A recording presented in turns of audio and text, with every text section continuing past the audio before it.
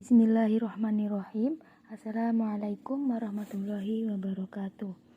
Sebelumnya perkenalkan, nama saya Lisa Solikatin Sumantri dengan NIM 2014 110167, perwakilan dari kelompok 4. Video ini kami buat untuk memenuhi salah satu tugas mata kuliah Bisnis Analisis Big Data dengan dosen pengampu Ibu Hasnita SSI MSI. Pada video kali ini kami akan menjelaskan mengenai data mining, klasifikasi, dan KNN. Di mana pokok pembahasan kami kali ini yaitu mengenai data mining, kemudian klasifikasi, dan juga KNN. Yang pertama ada pengertian dari data mining. Jadi, data mining adalah suatu proses pengumpulan informasi dan data yang penting dalam jumlah besar atau biasa disebut dengan big data. Nah, dalam proses ini seringkali memanfaatkan beberapa metode seperti matematika, statistika, pemanfaatan teknologi artificial intelligence atau AI. Kemudian, pengertian data mining juga dikenal dengan istilah lain seperti knowledge Discover in Database atau KDD dan Data Analysis. Nah, selain itu juga ada Knowledge Extraction, Business Intelligence, Data Dragging, Informasi Harvesting, Data Archaeology, dan lain sebagainya. Proses penambahan data terdiri dari beberapa tahapan dan teknik, dari adanya data cleansing atau pembersihan data, integrasi data, seleksi data, dan transformasi, hingga evaluasi pola dalam mendapatkan informasi dari data itu. Nah, materi yang kedua yaitu ada fungsi dari data mining. Jadi, terdapat banyak fungsi dan juga manfaat yang didapatkan dengan menerapkan penambangan data. Pada umumnya, fungsi data mining terbagi menjadi dua bagian, yaitu deskriptif dan prediktif. Tetapi selain itu juga ada penambangan data memiliki fungsi lain seperti asosiasi, klasifikasi, clustering, forecasting, dan sequencing. Nah, fungsi yang pertama yaitu deskriptif. Jadi deskriptif itu lebih kepada merujuk ke fungsi dalam pemahaman data. Hal ini membuat pengelolaannya bisa teliti lebih mendalam. Tujuan proses ini yaitu untuk menemukan pola dan karakteristik yang terdapat pada data. Fungsi deskriptif biasa dimanfaatkan sebagai pattern tertentu yang awalnya tidak terlihat di dalam data. Fungsi yang kedua yaitu prediktif. Nah, jadi fungsi ini berkaitan dengan proses yang nantinya akan digunakan untuk mengetahui pola khusus dari data yang akan digunakan. Pola ini biasanya ditemukan dari beberapa variabel dalam data. Ketika sudah menemukan pola, maka pola yang digunakan dipakai untuk memperkirakan variabel lain dan masih belum diketahui nilainya, karena itu disebut sebagai fungsi prediktif. Nah, fungsi yang ketiga yaitu ada asosiasi. Nah, jadi fungsi asosiasi itu sendiri yaitu fungsi data mining yang dapat diproses untuk melakukan identifikasi relasi atau hubungan dari setiap data yang ada. Data ini bisa merupakan data dahulu maupun data yang didapat saat ini. Fungsi yang keempat yaitu klasifikasi. Nah, klasifikasi biasa dilakukan sebagai cara untuk menyimpulkan berbagai pengertian karakteristik dari suatu grup atau kelompok data, seperti data pelanggan yang tak lagi menggunakan produk karena menganggap produk kompetitor memberi manfaat lebih banyak dari customer value untuk para pelanggan. Fungsi yang keempat yaitu clustering. Nah, clustering merupakan fungsi yang mengarah pada proses identifikasi kelompok, kemudian produk atau barang yang memiliki karakteristik khusus. Nah, biasanya digunakan dalam mengetahui kelompok-kelompok tertentu dalam penyebarannya. Fungsi yang kelima yaitu ada peramalan. Peramalan ini juga disebut dengan teknik forecasting yang dipakai untuk memperoleh gambaran mengenai nilai dari suatu data di masa yang akan mendatang. forecasting dan peramalan ini bisa dilakukan dengan pengumpulan informasi dalam jumlah yang besar. Contohnya penerapan forecasting merupakan data terkait peramalan jumlah permintaan terhadap produk tertentu. Nah, fungsi yang terakhir yaitu ada sequencing. Nah, jadi sequencing ini merupakan fungsi terakhir dari data mining. Proses identifikasi setiap hubungan yang berada dalam periode waktu tertentu. Kemudian sequencing merupakan data pelanggan ketika melakukan repeat purchase suatu produk yang terjadi atau dilakukan secara berulang pada pelanggan. Yang selanjutnya yaitu ada metode data mining. Yang pertama yaitu untuk memahami tujuan data mining. Nah, jadi tujuan data mining yang pertama sebagai sarana yang akan dipakai untuk menjelaskan atau explanatory. Data mining digunakan sebagai sarana yang akan menjelaskan suatu kondisi dari penelitian. Tujuan yang kedua, saran konfirmasi. Konfirmasi dibutuhkan karena data mining memerlukan adanya kepastian untuk menyatakan atau mempertegas hipotesa.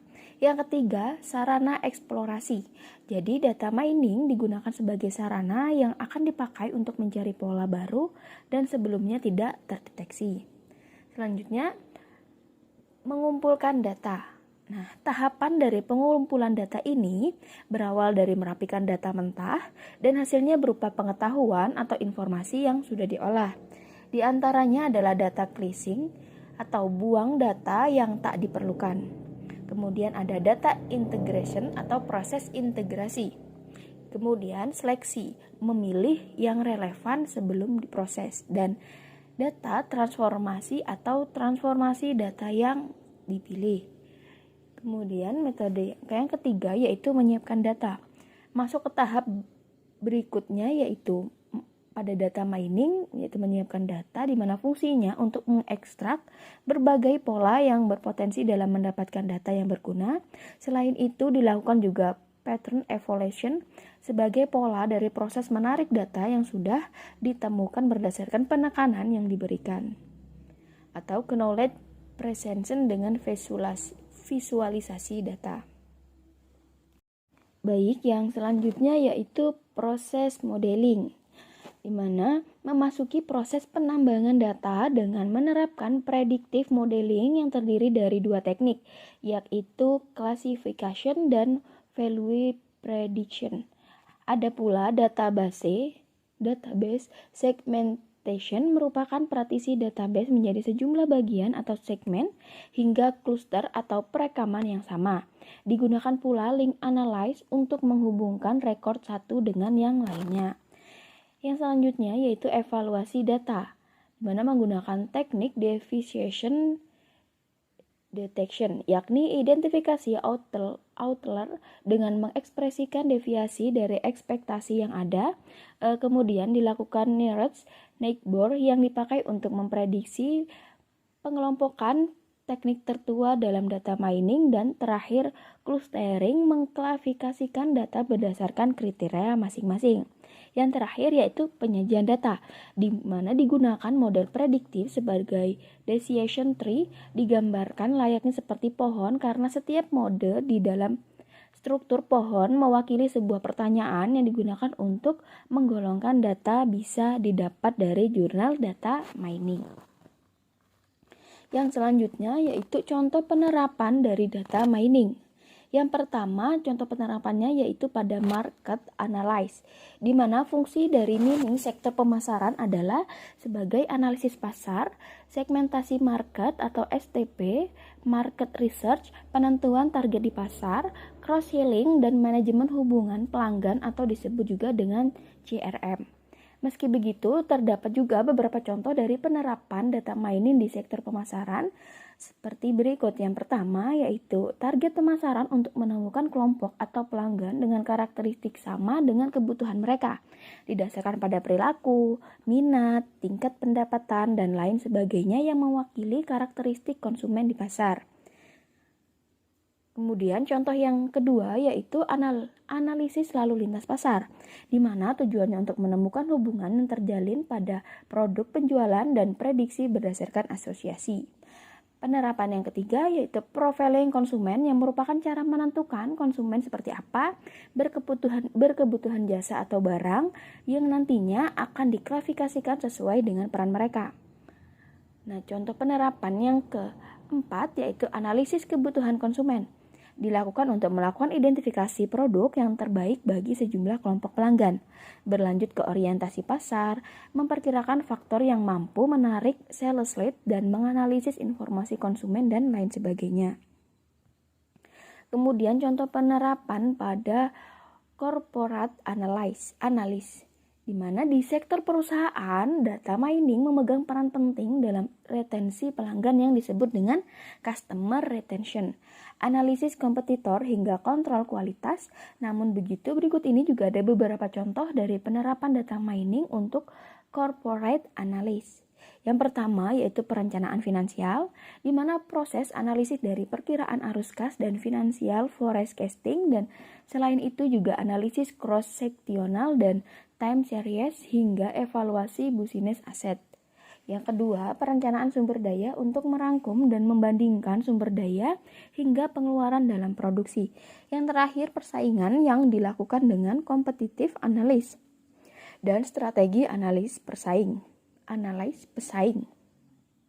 Kemudian mengatur strategi menetapkan harga pasar agar kompetitif menetapkan harga dari basis kelas prosedur. Baik, sekian materi yang dapat saya sampaikan. Selanjutnya akan dilanjutkan oleh rekan saya, Helvi Laili Nur. Baik, saya akan melanjutkan materi tentang klasifikasi. Yang pertama, pengertiannya, klasifikasi adalah kegiatan pengelompokan atau menggolongkan bahan perpustakaan berdasarkan subjek atau isi pokok persoalan. Sulistyo Basuki mengatakan bahwa klasifikasi berasal dari kata Latin klasis atau proses pengelompokan, artinya mengumpulkan benda atau entitas yang sama serta memisahkan benda atau entitas yang tidak sama. Senada dengan Sulistyo Basuki, bahwa P. Hamakonda dan JNB Tairas menyatakan bahwa klasifikasi adalah pengelompokan yang sistematis dari objek, gagasan, buku, atau benda-benda lain ke dalam kelas atau golongan tertentu berdasarkan ciri-ciri yang sama. Sedangkan hasil dari pengelompokan tersebut diberikan lambang atau tanda yang kemudian disebut notasi atau yang umum disebut nomor klasifikasi. Terdapat dua macam notasi berdasar sistem klasifikasi, yaitu notasi murni dengan menggunakan salah satu huruf, angka, atau tanda-tanda lain secara konsisten, dan notasi campuran dengan menggunakan dua simbol atau lebih, yaitu berupa penggabungan antara huruf dan angka.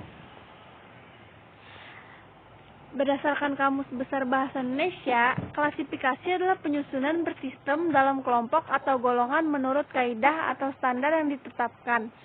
Klasifikasi adalah konsep dasar dan bagian dari hampir semua jenis kegiatan. Klasifikasi adalah konsep yang berkontribusi penting termasuk filsafat, biologi, organisasi, pengetahuan, psikologi, statistik, dan matematika. Selain menurut KBBI, menurut Merriam-Webster, klasifikasi adalah pengaturan sistematis dalam kelompok atau kategori sesuai dengan kriteria yang ditetapkan.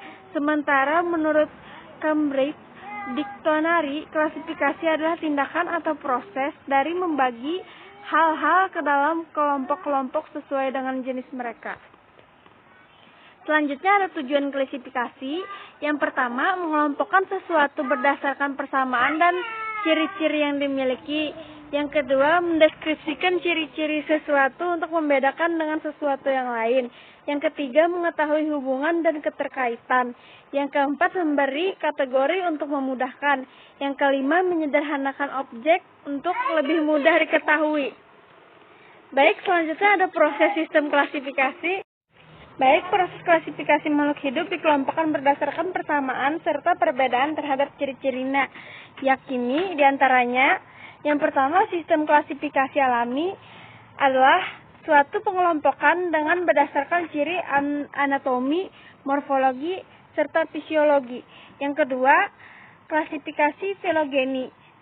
Klasifikasi filogeni adalah suatu pengelompokan yang lebih mendekat kepada sejarah evolusi. Yang ketiga, klasifikasi buatan. Sistem klasifikasi buatan adalah suatu pengelompokan berdasarkan dengan ciri morfologi yang mudah dilihat. Yang selanjutnya, fungsi dan manfaat sistem klasifikasi. Yang pertama, dapat mengenal keanekaragaman hayati. Yang kedua, mengetahui berbagai jenis spesies makhluk hidup yang diantaranya meliputi ciri makhluk hidup, hubungan kekerabatan, dan interaksi antar makhluk hidup terhadap lingkungannya. Yang ketiga, mengenal ciri-ciri unggul dari beberapa macam spesies makhluk hidup, tentu saja dengan memanfaatkan secara langsung antara lain untuk bahan pangan, sandang, serta papan. Baik, itu saja. Materi selanjutnya akan disampaikan oleh teman saya. Baik, saya akan melanjutkan pemaparan materi yang ketiga, yaitu tentang metode KNN. Kinnear Snake Box atau KNN adalah sebuah algoritma pelatihan untuk mengklasifikasikan suatu data baru berdasarkan kategori mayoritas banyaknya data pelatihan yang terdekat dengannya atau Kinnear Snake Box. Tujuan utama dari algoritma ini adalah untuk mengklasifikasikan suatu objek baru berdasarkan atribut dan sampel pelatihan. Pengklasifikasian tidak menggunakan sembarang model untuk pencocokan, tetapi hanya berdasar memori perhitungan. Diberikan sebuah titik baku, kemudian dicari sejumlah objek atau titik-titik pelatihan yang terdekat dengan titik baru tersebut. Klasifikasi dilakukan dengan memilih kelas terbanyak yang terdapat dalam persekitaran objek tersebut. Algoritma Kinnear Snake Box menggunakan klasifikasi berdasarkan persekitaran objek sebagai nilai prediksi untuk data baru yang dicari kelasnya. Bisa dilihat dari gambar yang ada sejumlah data point yang terbagi menjadi dua kelas, yaitu kelas A biru dan B kuning. Misalnya ada data baru hitam yang akan kita prediksi kelasnya menggunakan algoritma KNN. Dari contohnya di atas, nilai K yang digunakan adalah 3. Setelah dihitung jarak antara titik hitam ke masing-masing data point lainnya, didapatkan 3 titik terdekat yang terdiri dari 2 titik kuning dan 1 titik biru, seperti yang diilustrasikan di dalam kotak merah. Maka kelas untuk data baru titik hitam adalah B kuning. Untuk menghitung jarak antara dua titik pada algoritma KNN digunakan metode Euclidean distance yang dapat digunakan pada satu-dimensional space, dua-dimensional space, atau multidimensional space. Satu-dimensional space berarti perhitungan jarak hanya menggunakan satu variabel bebas atau independent variable, dan dua-dimensional space berarti ada dua variabel bebas, dan multidimensional space berarti ada lebih dari dua variabel. Secara umum, cara kerja algoritma KNN adalah sebagai berikut. Langkah 1, pilih nilai banyaknya tetangga K. Langkah 2, hitung jarak dari jumlah tetangga K.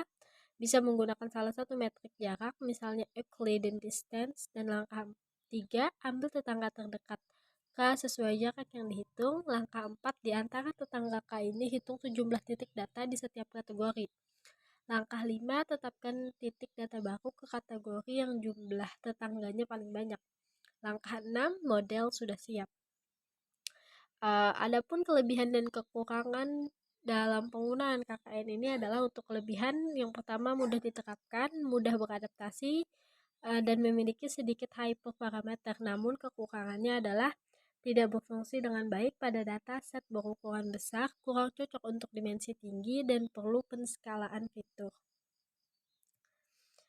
Baik, mungkin itu saja pemaparan materi yang dapat saya sampaikan. Saya mohon maaf apabila terdapat salah kata. Wabillahi taufiq walhidayah. Wassalamualaikum warahmatullahi wabarakatuh.